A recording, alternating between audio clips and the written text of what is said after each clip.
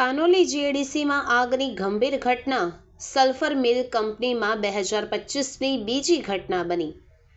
Panoli GADC વિસ્તારમાં આવેલી sulphur મિલ limited કંપનીમાં અચાનક આગ લાગવાની ઘટના સામે આવી. આગ લાગતા જ સમગ્ર વિસ્તારમાં ધુમાડાના ગોટે ગોટા છવાઈ ગયા, જેના કારણે કામદારો અને આસપાસના લોકોમાં અફરાતફરી મચી ગઈ. પ્રાપ્ત માહિતી મુજબ કંપનીના પ્લાન્ટના ત્રીજા અને ચોથા માળે આગ ફાટી નીકળી હતી. આગની ગંભીરતા જોતા પાનોલી ફાયર વિભાગની ટીમ તાત્કાલિક ઘટના સ્થળે પહોંચી અને આગ કાબૂ લેવા માટેના સતત પ્રયાસો હાથ ધર્યા.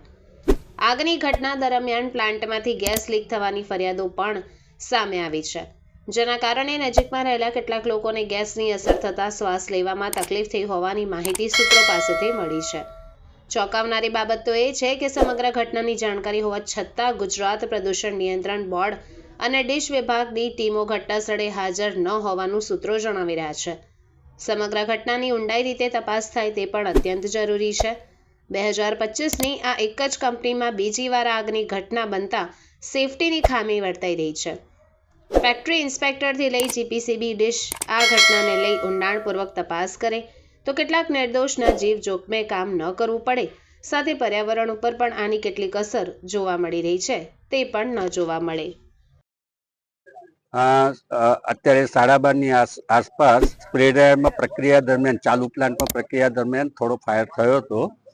ફાયરમાં કોઈ કેઝ્યુઅલ્ટી નથી, કોઈ ઇન્જરી નથી અને ફાયર અત્યારે કંટ્રોલમાં આવી ગઈ છે. 90% કંટ્રોલમાં છે, 10% હમણાં કંટ્રોલમાં આવી જશે.